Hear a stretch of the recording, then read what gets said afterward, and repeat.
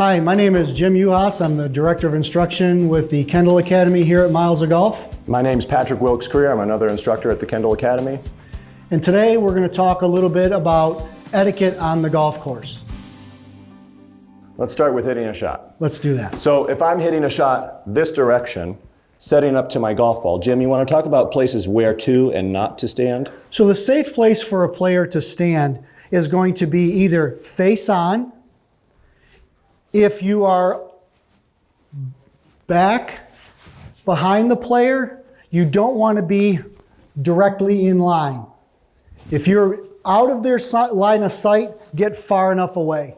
The safest place for you to stand is going to be somewhere face on and away from that player. One, for safety. They're going to know where you are, so you're not going to have to worry about getting hit with a golf club.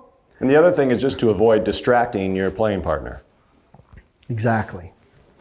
Now, if I am a spectator, I'm one of the playing partners, and this guy's going to hit, you want to try to keep the noise to a minimum. Some players, it distracts them. People have a tendency to clank their tees around or fumble with their change or answer a phone call. It does drive some people crazy.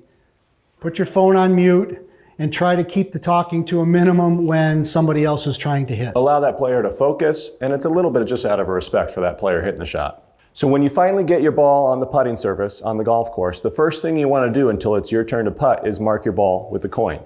So you're going to stand behind the ball and carefully move that coin into position in line with your ball and the hole. Pick it up, keep it in your pocket until it's time to putt. One of the things that we never want to do is walk in another player's line. So you can see this is our simulated hole, and that's where my playing partner's ball is marked. If my ball is on the other side of the hole, I would never walk in that player's line. And the reason why we don't want to walk in that line is on the bottom of our golf shoes, whether you have the traditional rubber spikes or even just the spikeless shoes that have the little nubs, they'll actually put an indentation into the green. And when that indentation is there, it can actually affect the roll of the golf ball. Now, by the time the next group comes up to the hole, those little indentations will be back to normal. But in the mere minute or two that it should take us to make this putt, I'm going to create an impurity in that line, and it's going to make it difficult for that player to make the putt. So if I'm going to walk to my ball, I don't want to walk through it. You can do one of two things. You can either step over that line and go to your ball. I prefer the method of either walking around the hole or walking around the backside of their mark to get to my spot. Now when it's your turn to putt again, you simply go back down, place the ball where it was originally, remove your mark, you're good to go. So what we're going to talk about now is how to repair a divot that's created when your golf shot hits the green. It usually creates this little indentation in the green. And there's a correct way and an incorrect way to repair that ball mark.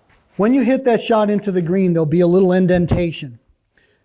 What most people do mistakenly is when they dig into the divot, they pry upwards.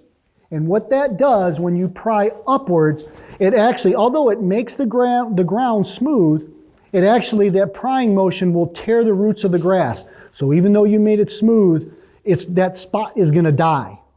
The correct way to do this is when we have that indentation, instead of prying upwards with either a T or a little two-pronged divot repair tool, is to find the edge of the divot, press in with the T or the divot repair tool, and push inward. And you'll do that from the high side and then the low side all the way around. And then once you're finished, you take your putter and just kind of tap it down because it'll be raised up a little bit. And now you've got a nice smooth section, and within the next couple days that spot will be perfectly healed and nobody will ever know that a ball was there.